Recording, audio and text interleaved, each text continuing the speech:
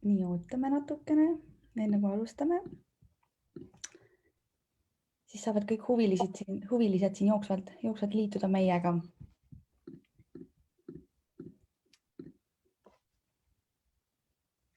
Nii, aga ma hakkan äkki vaikselt pihta. Tere kõigile, kes siia juba jõudnud on.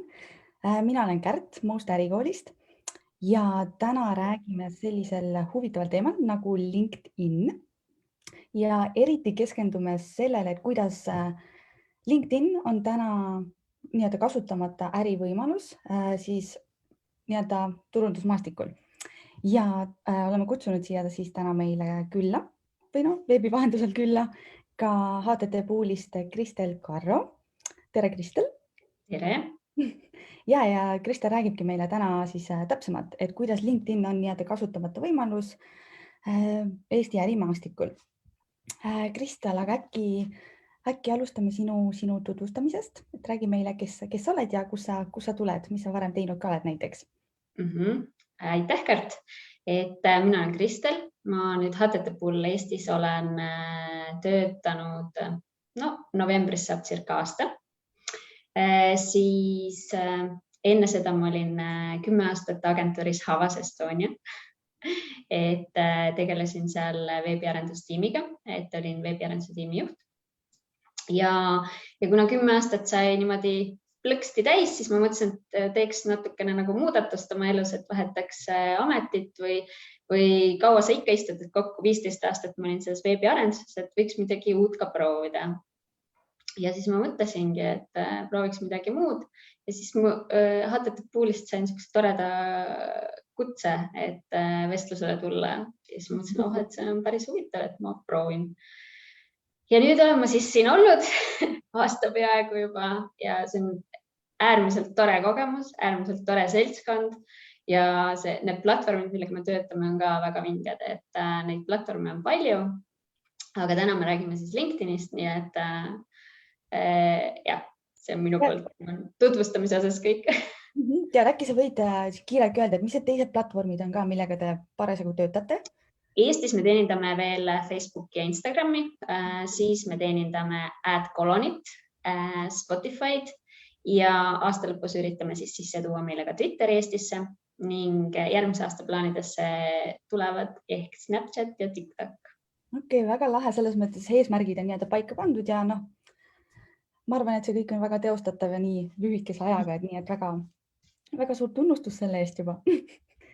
Aga lähme äkki nüüd selle LinkedIni juurde, aga räägime enne ka täpsemalt, et kuidas sa sellise valikuni üldse jõudsid, et miks sa otsustasid üldse hakata just LinkedIni spetsialistiks, et mis sind nii-öelda tõmbas selle poole?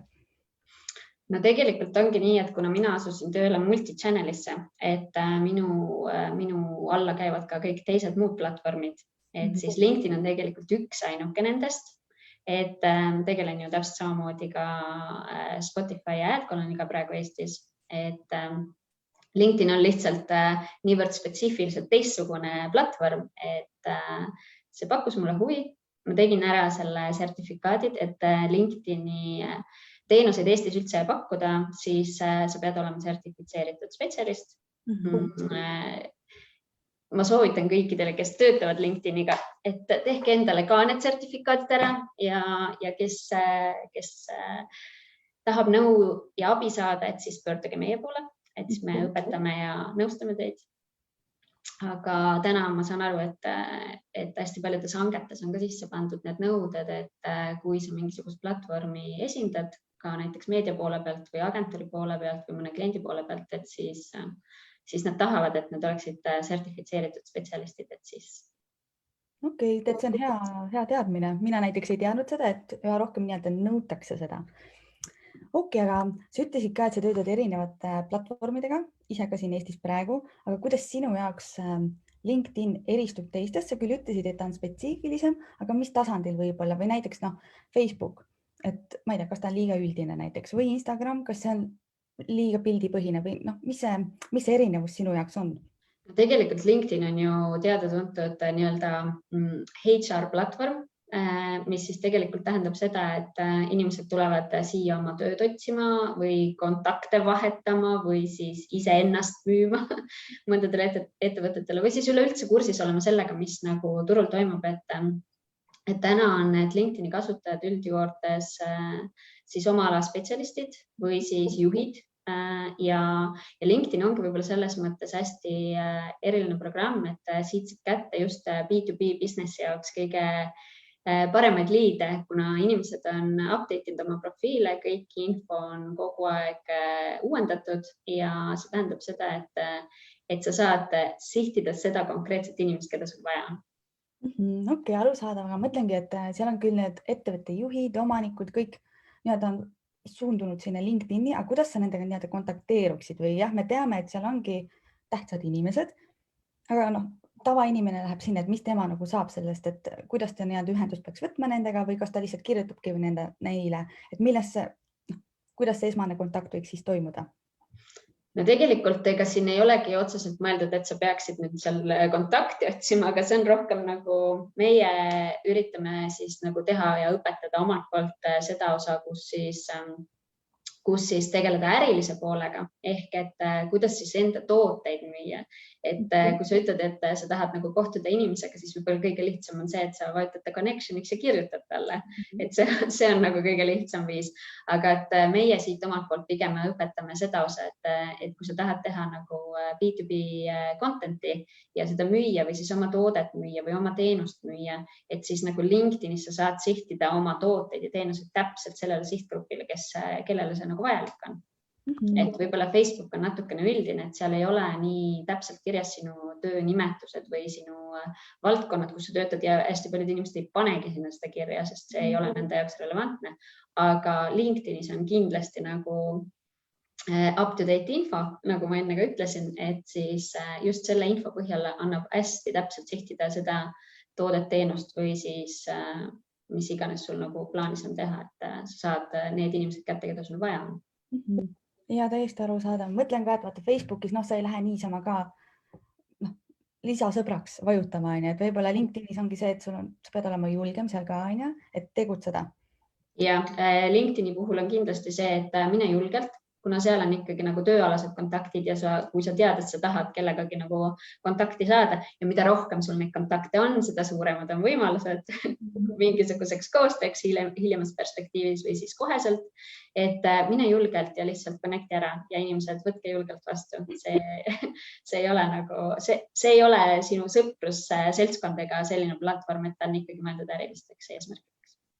Okei, ja väga põnev. Ja tead, ma küsingi nüüd sinult, et kas see Eestis on LinkedIn juba tõusuteel? Vaata varem, ma ei tea, 5 aastat tagasi ilmselt paljud juba veel ei teadnud LinkedInist, et kas nüüd täna on see olukord sootuks teistsugune? Ja ma võiks julgelt öelda, et Eestis on ta tõusuteel, et kui meil hetkel on Eestis üldse umbes 700 000 sotsiaalmeedia kasutajat, siis täna LinkedIni kasutab nendest 270 000 juba. Et see on päris arvestatav number, et kui ma siin käisin circa kuu tagasi, vähem veel, rääkimas LinkedInist meie ühel turunduskonverentsil, siis oli sellel hetkel 264 000, siis täna on juba 270 000, et see kasv on nagu päris suur. Wow. Ja mida rohkem me sellest räägime ja mida rohkem me sellest nagu inimestele teadvustame, siis seda rohkem tegelikult tekib ka huvi selle platvormi kasutamise vastu. Ja täpselt, kui need inimesed omavahel ka räägivad, siis näiteks minu enda kogemus on, ma alustasin LinkedIni kasutamisega aasta tagasi ja täna ma tunnen, see on nii palju juba andnud mulle või ma räägin enda tuttavatele ka, et kui sa tahadki silma paista, siis sul peab tänapäeval LinkedIni olemas olema või kui ongi mingid töökuulutused, siis nendes on ka juba ju tegelikult mainitud, et saada meile oma LinkedIni link või siis lisa CV, et üha tähtsamaks see muutub, paistab. Ja, aga ühesõnaga, et siiani oleme me rääkinud LinkedInist niimoodi üldisemalt, et mida see endast võib-olla kujutab või kes seal on, aga räägime äkki nüüd täpsemalt, et mis sorti nagu inimesed seal on või milleks nad seda täna kasutavad, et me teame, et ärilises mõttes võiks seda ju rohkem kasutada, aga milleks nad täna päriselt seda kasutavad. Et me teame, et business to business siis on ta ju enamasti ikkagi kasutamata nii-öelda ärivõimalus, et milleks siis päriselt teda praegu kasutatakse? No tegelikult on võib-olla pigem õigem öelda, et kes seda kasutavad ja seda me teame, et milleks seda kasutatakse küll, et aga üldjuhul, kes seda kasutavad, on võib-olla niisugune spetsialistid, juhid, rohkem niisugused kindla, kuidas ma siis ütlen, valdkonna esindajad, et kui sa mõtled, et kas nüüd siit leiad endale uut müüjat poodi, siis pigem mitte.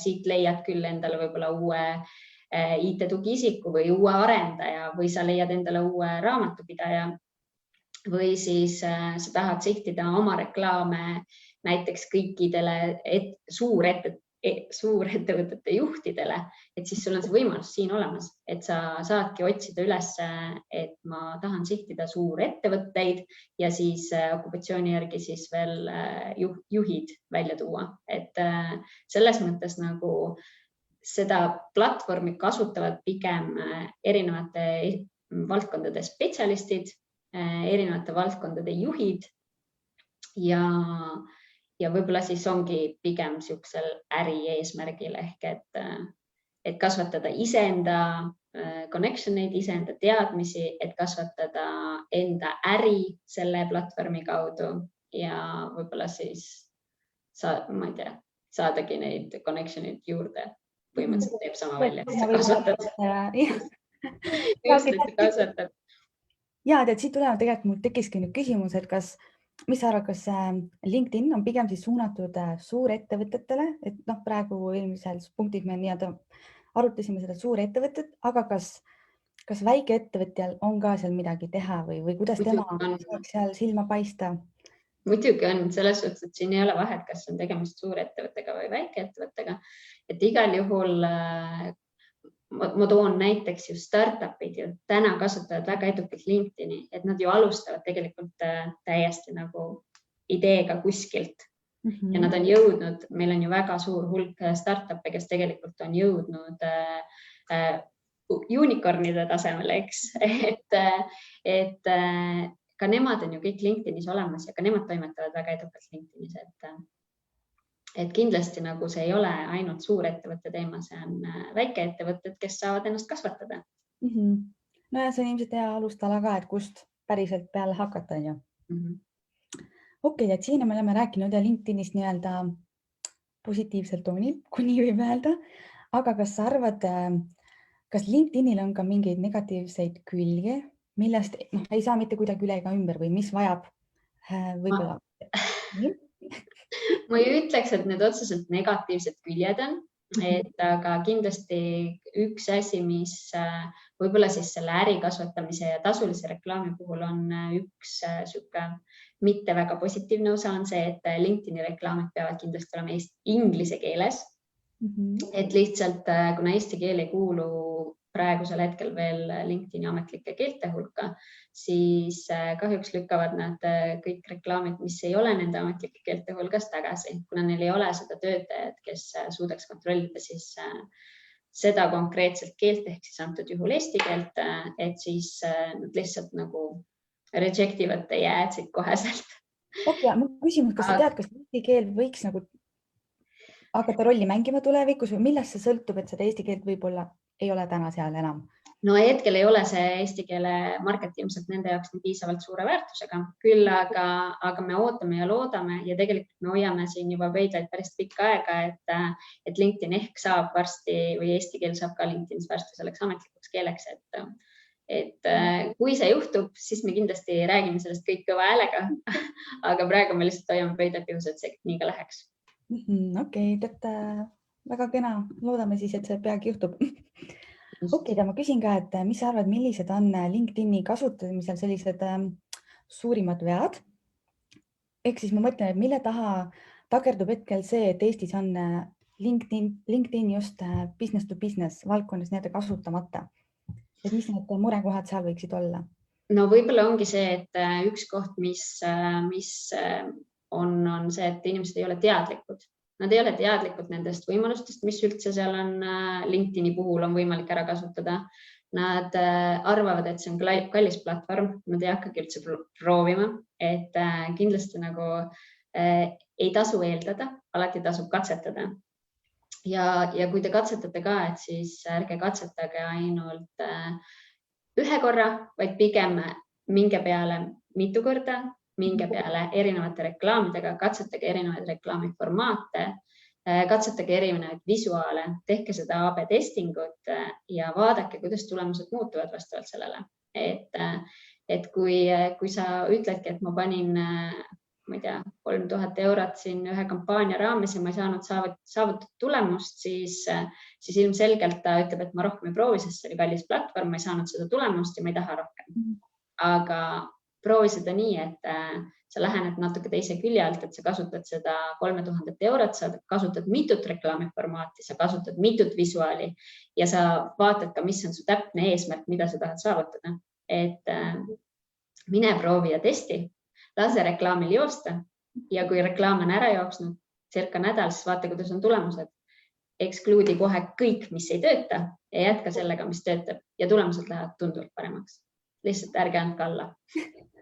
Väga aus, aga tead, jah, see on selline spetsiifilisem asi ka, et ma mõtlengi, et ma ei tea, kas HTT Poolist saaks ka selle alast abi võib-olla, et mõned inimesed, nad tegutsevad seal, aga võib-olla neil ei ole selle alaseid teadmisi, et kus nad need teadmised peaks noppima, et jah, neil ongi need eelarvamused, et ma olengi tavakasutaja seal, mul ongi võib-olla 2000 kontakti, aga nad ei tee tegelikult seal midagi või teevad ettevõtte alt postitusi, aga nad ei kasuta neid võimalusi ära.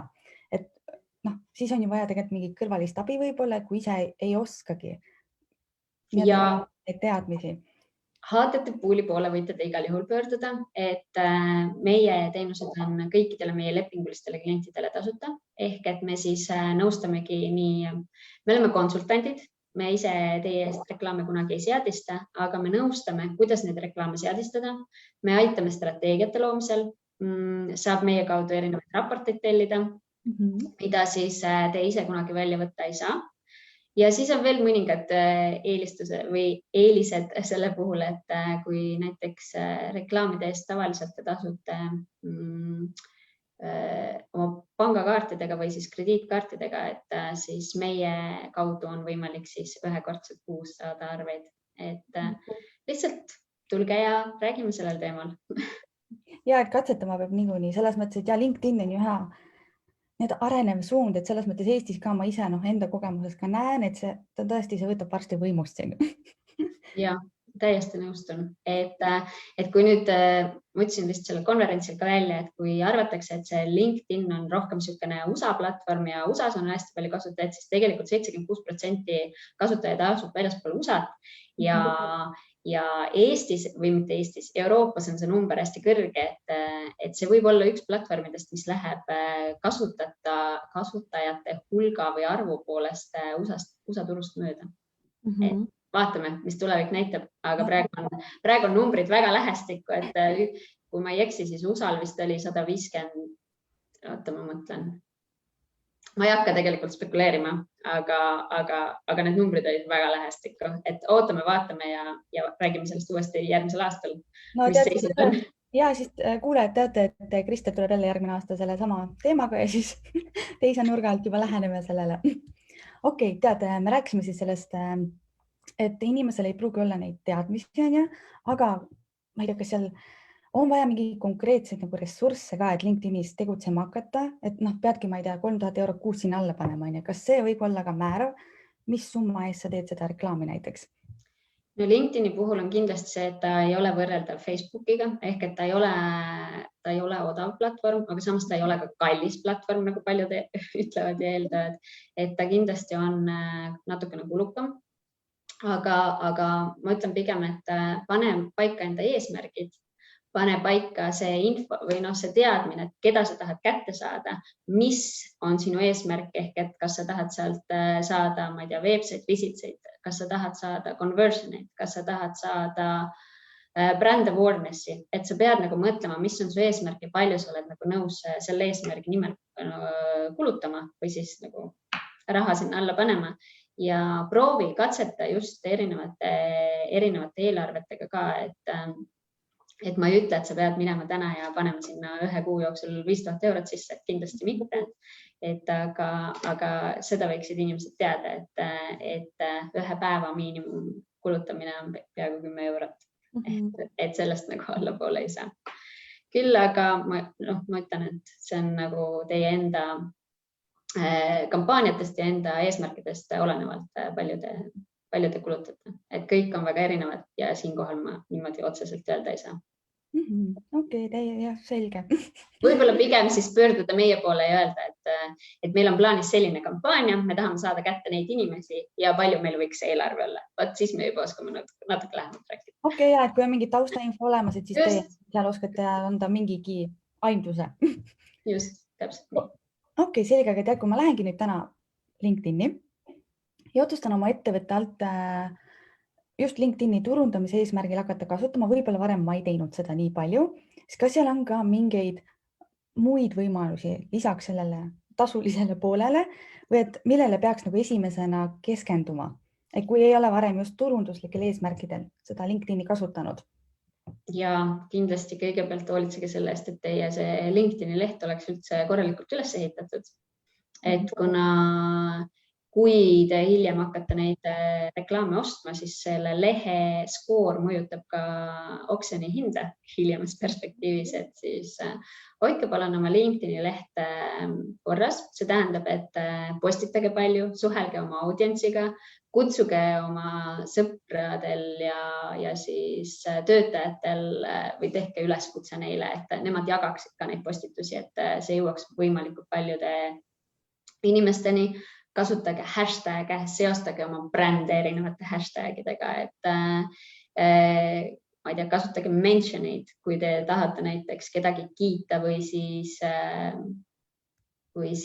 öeldagi, et teil on väga hea partner, siis mention'ige neid, et niimoodi teie see sihtgrupp kasvab, niimoodi teie inimesed võib-olla engage'ivad rohkem teie postitustega ja see omakorda siis tõstab ka teie lehe skoori. Ja isegi vaata, kui like'id ka minu meelest, isegi sellisest väiksest asjast ju piisab, et ta jõuaks teise inimese esilehele. Just, et ma ütlengi, et mida rohkem te like'ite, share'ite, kommenteerite, seda suuremalt ka see sihtgrupp läheb, et ütleme, et kui minu sõber või minu connection jagas seda, mina reactisin, siis minu sõbrad juba omakorda näevad seda või minu connection'id omakorda näevad, et niimoodi ta laieneb ja niimoodi see engagement kasvab, niimoodi teie lehe skoor kasvab, et kindlasti nagu ise annab ka orgaaniliselt ilma rahata juba päris palju ära teha. Aga et LinkedInil on kindlasti olulised reeglid, mida postituste tegemisel tuleb jälgida.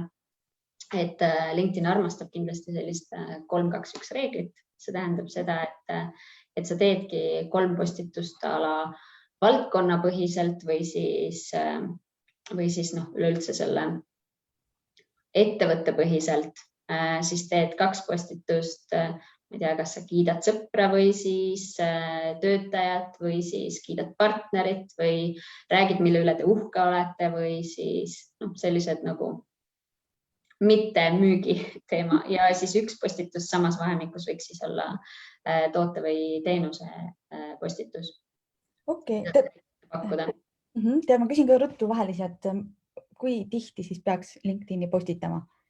No LinkedIn ise soovitab postitada ikkagi nagu iga nädal, teha siis selle 3-2-1 reegli, aga ma tean, et kindlasti väikeettevõtted ja üleüldse ettevõtted sinna postituste tegemine võtab aega, see on kulukas, paljud ei taha endale palgata neid inimesi, kes sinna sotsiaalmeediasse neid postitusi loovad.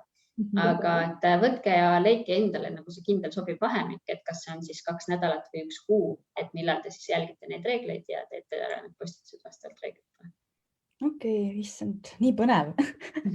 Tead, aga mul tekkiski nüüd küsimus, et minul isiklikult või näiteks kuulajatel praegu, et kui ma tahan täna süvitsi hakatagi õppima LinkedIni kohta või samamoodi saada LinkedIni spetsialistiks, siis kas see eeldab mingeid IT-alaseid teadmisi, kas mul peab olema mingi LinkedIni taust olemas varasemalt? Ei, nagu ma ütlesin, siis mina ju vahetasin eriala täiesti, et ma tulin veebiarendusest ja nüüd ma tegelen hoopis teise teemaga et ei pea, sest kõik on õpitav ja pöörduge julgelt meie poole, et me saame alati juhendada ka, kuidas selle õppimiseni jõuda ja kuidas neid sertifikaate saada. Okay, ja kõikidele meie enda lepingulistele klientidele on meiepoolselt siis koolitused ka hinna sees või mitte hinna sees, vaid ongi tasuta, sest meie teenuste eest mitte kunagi raha ei küsi. Et õppimine on oluline ikkagist, on ju? Muidugi on oluline, et saage LinkedIni spetsialistideks kõik, sest see on uus võimalus B2B äriks. Ja, aga mõtlengi, kui mul on nüüd see sertifikaat olemas, et kas ma võin, kuidas ma seda võib-olla rakendada siis saaksin kohe, et kas ma, ettevõtetes on, aga samamoodi kas koolituste näol või mis need suundumused oleksid? No tegelikult on see, et kui sul on sertifikaat olemas, siis näiteks paljud agentuurid otsivad endale sertifitseeritud inimesi või siis sul on see rahvusvaheliselt suurem võimalus ehk et sa saad kandideerida ka erinevatesse ettevõtetesse, kus on näiteks see konkreetne sertifikaat nõutud, et see LinkedIni sertifikaat kehtib 2 aastat, peale seda on siis vaja seda uuendada. Aga sisuliselt kas või kandideeri LinkedIni tööle, et sul on see sertifikaat ja võimalus olemas, et ka seal on tihtipeale open kohad ja on remotely working. Nii et kõik uksed on valla justkui. Et see on ülemaailma sertifikaat ja kehtib igal pool. Okei, nii et kuulejad siis teate, et kui kellegi huvi praegu tekkis, siis võib HTT Pooli poole ju vabalt pöörduda ka selles osas. Tead, meil see aeg ka natukene surub siin peale ja ma küsin sinult viimaks veel. Mida sa soovitad inimesele, kes täna, järgmine nädal, järgmine kuu plaanib ette võtta just LinkedInist turundamise teekonna? Mis on sinu see üks soovitus? Pöördu meie poole. Pöördu HTT Pooli poole ja me aitame sind. Ja, et üksi vist on tõesti keeruline, et võib-olla, ei tea ju kust alustada või võib-olla ei oskagi enda ettevõtte vajadus seal LinkedInis kajastada, et selles mõttes siis ongi ilmselt hea, kui keegi suunab ja aitab samal ajal. Just, täpselt nii ongi, et tihtipeale on see, et võib-olla enda teadmistest jääb puudu, et pöörduge nende poole, kellel on rohkem teadmisi ja meil on praegu oma ettevõttes sees siin Eestis 4-5 sertifitseeritud spetsialisti LinkedIni teemal, et pöörduge julgelt ja aitame teid. Ma küsin ka siia ruttu, et kui palju neid Eestis üldse on sertifitseeritud LinkedIni spetsialiste? No tegelikult meie poolt, HTT Pooli poolt on üldse kokku, see on nüüd hea küsimus, ma natukene mõtlen, 5, 6 ja kohe on 7. Ja siis ma tean, et on kohe ka agentuurides on üks agentuur on kindlasti oma töötajad ära sertifitseerinud või vähemalt on neil mingi osa, aga ka nendel hakkab järjest tulema juurde neid sertifitseeritud spetsialiste. Okei, jällegi hea koht, kus ennast arendada ja võib-olla ilmselgelt on see tulevikus väga kasulik asi. Tead, aga me oleme siin juba pea pool tundi lobisenud, et mina isiklikult sain väga palju infot, ma loodan, et ka meie kuulajad. Et sellega tõmbakski tänase laivi kokku, et selles mõttes Kristel, aitäh sulle, et sa olid nõus meiega vestlema siin. Aitäh sulle, Kar. Ja tead, meil on järgmine laiv juba kohe varsti, aga sellest me siis räägime juba oma sotsiaalmeediakanalites, et see on info meie kuulajatele, et tasub meie Instagramil ja Facebookil silma peal hoida ja tegelikult see laiv läheb ka meie sotsiaalmeediakanalitesse, et kes tahab hiljem ka kuulata, mis Kristel rääkis või märkmeid hiljem teha, et siis võib hea meelega järele kuulata. Aga siinkohal me siis lõpetaksime ja aitäh kõigile, kes tulid siia ja kui tekkis mingeid küsimusi, siis Kristel, kuidas inimesed võiks leida sind või HTT Pooli? httpool.com. Veebilehel on olemas üldkontakt ja võib kirjutada ka otse mulle kristel.karra@httpool.ee. Okei, selge. Nüüd on kõik info vahendatud, siis kõik, ma loodan, et kui kellegi tekkis huvi, et siis teavad, kelle poole pöörduda. Aga aitäh, Kristel, veel kord ja kohtume juba järgmistes laivides. Ja, olgu.